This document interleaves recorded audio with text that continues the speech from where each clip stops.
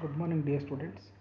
I am Ravan Siddhappa MB, Assistant Professor, Government First Grade College, Davanagere.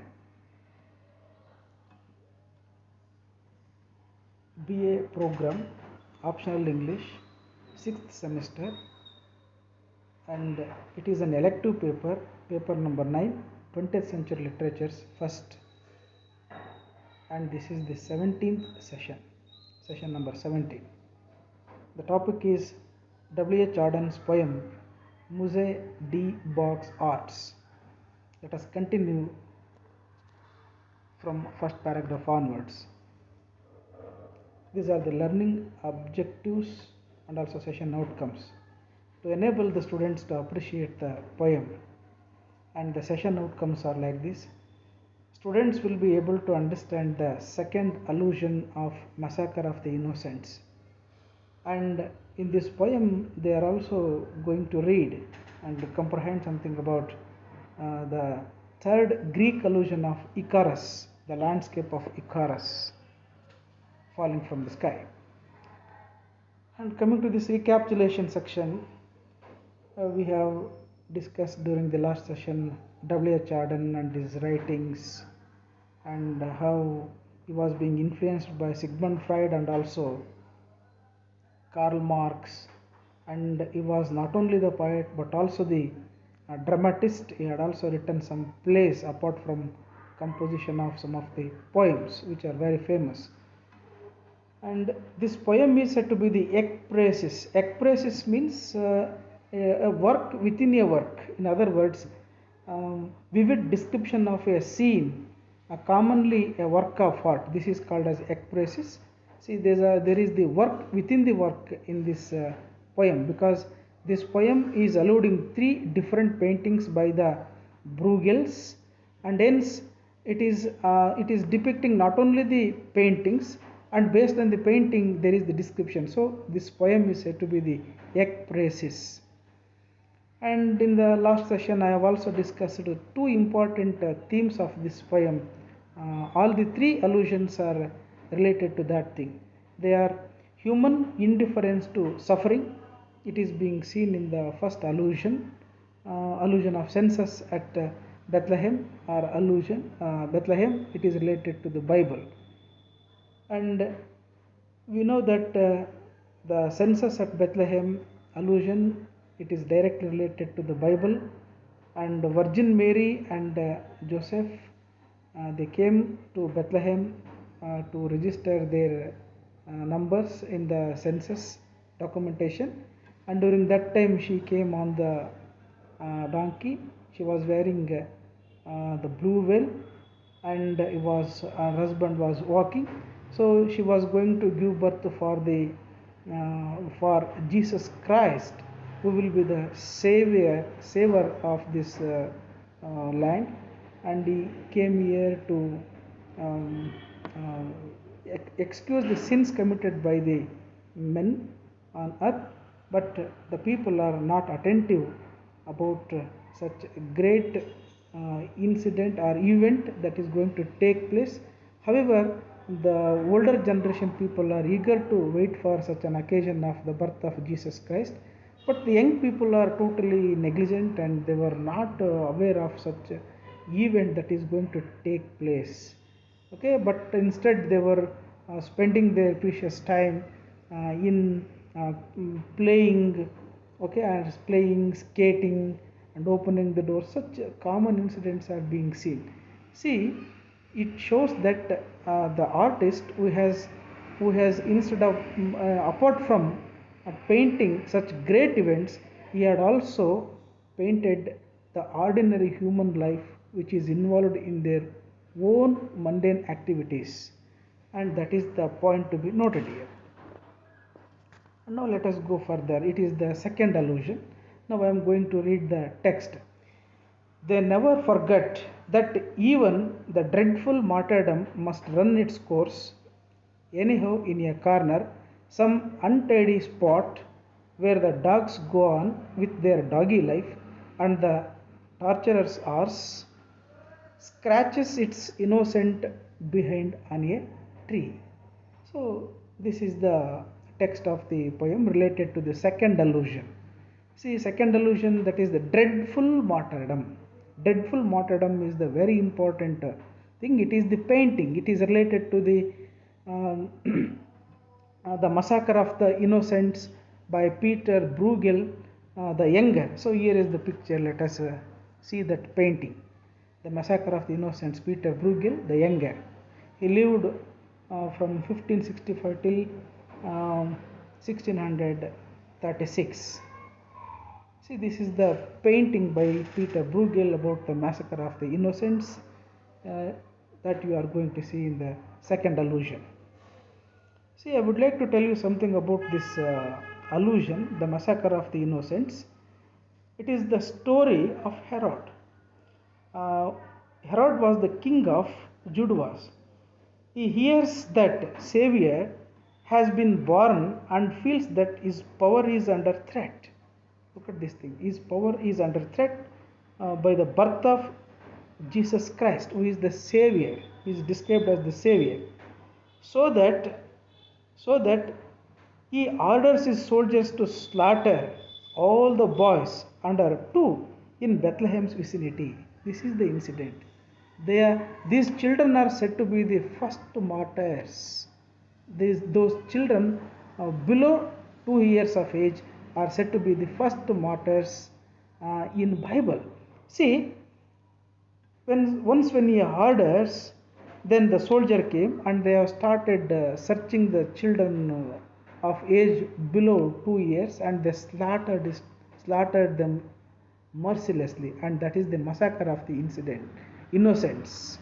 Okay, so this is the second painting by the Peter Bruegel, and the poet W.H. Auden had observed, and he had observed soon after observing this, and he was noticing what the ordinary men and women are doing when such great massacre is taking place. He was also noticing the people are indifferent to the suffering of the others. That is the nature and also attitude of the human beings that is being portrayed through this painting. See, again the speaker downplays the significance of the moment, calling attention to the oblivious animals pictured. Now let me tell you the remaining thing here.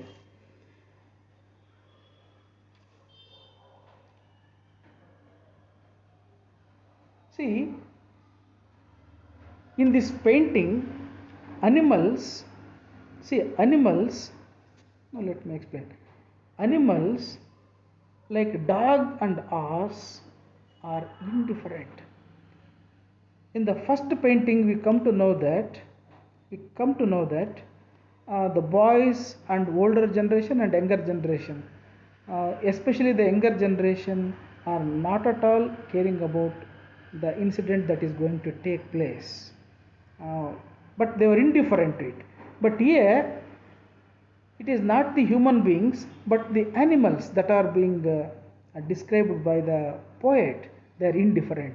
Look at this thing. When such martyrdom or massacre is taking place by the orders of the king Herod, see, he describes animals indifferently carry on as the massacre takes place.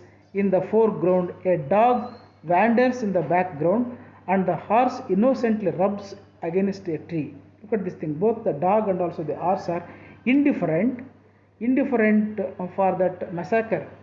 And artists never forget that violence is carried out in some secluded, chaotic areas as life goes on around it. See, this is the second biblical allusion in which it is clearly stated that the people, not only the people but also the animals, are also indifferent for the suffering of the children who are being mercilessly massacred. That is the thing here. See, now let me go for the text of the last allusion, and this allusion is not related to the Bible. It is related to the what we call the Greek painting. Okay, so now let me tell you. In Bruegel's Icarus, for instance, how everything turns away quite leisurely from the disaster. The ploughman may have heard the splash, the forsaken cry, but for him it was not an important failure. The sun shone as it had to on the white legs disappearing into the green water, and the expensive delicate ship that must have seen something amazing. The boy falling out of the sky had somewhere to get to and sailed calmly on. Look at this thing. Here ends this poem. See, in this allusion, we are going to see the Bruegel's painting of landscape with the fall of Icarus. Landscape with the fall of Icarus. Who is that Icarus? Coming to this, I would like to tell you one small Greek myth. Greek myth. Icarus was imprisoned with his father Daedalus. Daedalus was the master craftsman, and he had constructed on the island of Crete, and he was being imprisoned. See, in order to escape, Daedalus devises wax wings and will enable father and son to fly free of the island. He cautions Icarus not to fly too close to the sun, or else the wings of wax will be melted. However, he was very arrogant youth. Icarus ignores his father's warning, and after his wings melt, uh, plummets into the sea. See, he falls into the sea and drowns. This is the myth. This is the myth of Icarus. And Bruegel's rendition, as though the event were indeed marginal to the course of human affairs, Icarus's leg is the only part of him still barely visible above the water. Look at this thing. This painting is depicting not the clear-cut picture of Icarus, but only one of his leg is visible above the green waters of the sea. That is the thing. See, then what happens? Let us see. And how is the attitude of the people or the ship or whatever which is around him when he falls into the water. See, in the lower right hand corner of the canvas, it is being pictured. So his leg only is appearing in that painting. The disappearance of the imprudent boy is not the center of the viewer's attention, just as it passes unnoticed by everyone else within the frame. Like Bruegel, Auden would force one to take notice of universal disregard for it. Look at this thing. See, now let us go for the painting. This is the landscape with fall of Icarus. Bruegel the elder's painting. See, look at this thing. There is the farmer, there was the ship, and there is the sun's rays falling on all of them. See, these three, including the sun's rays, the sun, the ship, and the farmer, they did not notice the fall of Icarus. Icarus was actually suffering, and he had fallen into the sea, but nobody rushed to help him. They were immersed in their own daily activities of their life. They were careless about the others' suffering. That is the major theme of this poem. Now let me explain this incident later, now itself. I think you have understood who is Icarus and what was the name of his father, and how he falls into the sea due to his arrogance and also pride and all those things. And being literature students, you are going to see the character Daedalus in James Joyce's famous novel, that is a portrait of the artist as a young man. It was published in 1916.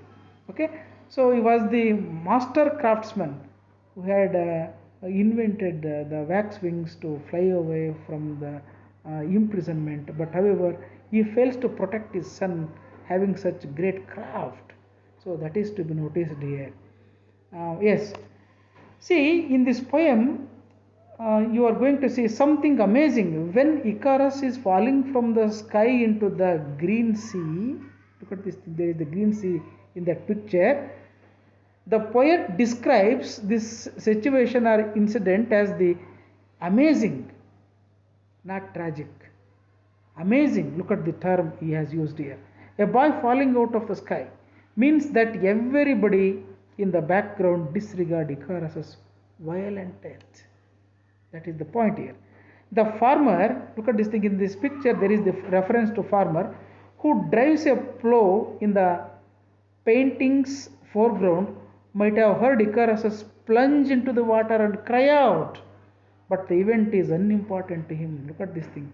He did not care for the Icarus fall into the what we call sea, but he is immersed in his own mundane activities of life.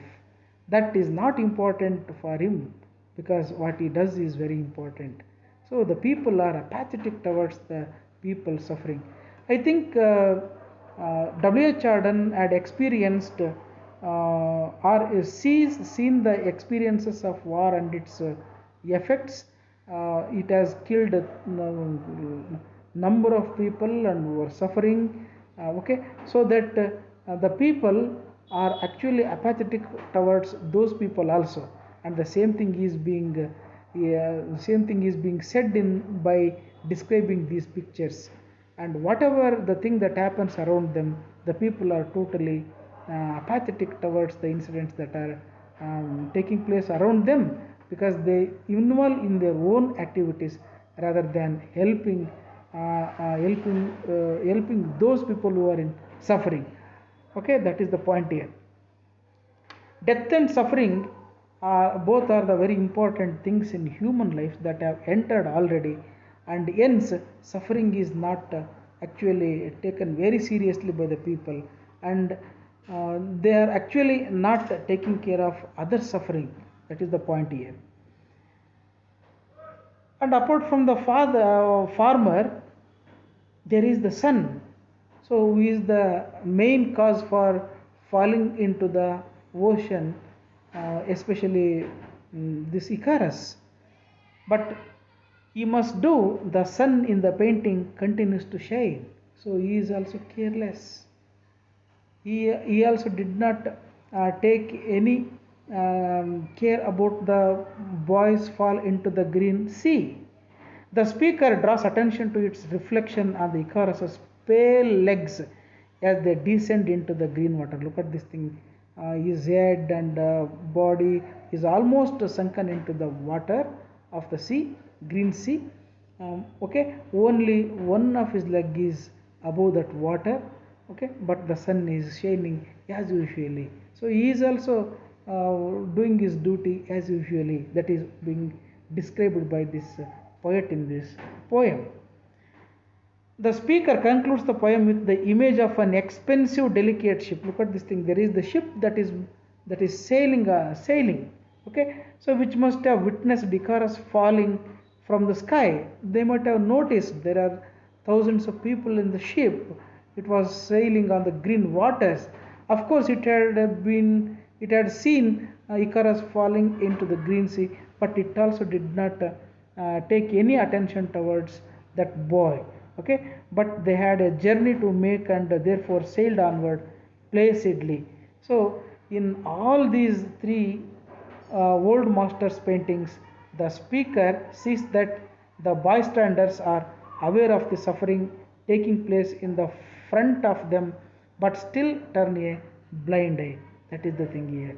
And in this third painting, classical setting is made into a contemporary setting. People go unnoticing the events that are taking place. So this is the analysis of this third painting. See, after reading this poem, you need to understand the two important themes of this poem: human indifference to suffering. See, irrespective of human suffering is everywhere, irrespective of time, irrespective of place, irrespective of generations and animals. Okay, so from Greece to Greece, Bethlehem, Belgium, Okay, in all these places suffering is there and the people are indifferent for the suffering. So from Greek times till today there is the violence, there is the suffering, but the people are indifferent for them. So even today violence is seen through media, but people are indifferent for the human suffering. And the generations that are being described in the first painting, old generation and younger generation, actually they are not getting any attention towards the suffering. And in the second painting, the massacre of the innocents, the animals and also inanimate objects, dog, horse, and the ship of the third painting, see sun, they did not take any attention towards the fall of Icarus and the massacre of the innocents. See, human suffering in all the three paintings is quite common, but the people are indifferent and apathetic towards the suffering of others. That is being seen throughout the poem, beginning to end. Okay, so and the second important theme of this poem is art and truth. See, art has the power to express universal truths, that is being proved or justified through this poem. Okay, see, the art motivates the speaker to analyze the human suffering in all the three important and classical paintings, and the presence of art is crucial in the museum. There is an art in the art and it is crucial in the museum. Artwork is depicted in this poem to reflect the world as it is. See, on all the three paintings, the world is portrayed as it is. As it is. That is the thing to be noticed here, and that is the truth. World as it is means that is the truth. And there is the horrible violence, especially in the second and third one, that is the third paintings, the massacre of the innocents, and the third one is the landscape of the fall of the Icarus. Okay, so the poet describes such horrible violences as amazing and disaster. That's all. So these are the two important themes of this poem. Based on these, you need to read and reread the poem and understand in a better way. Thank you very much.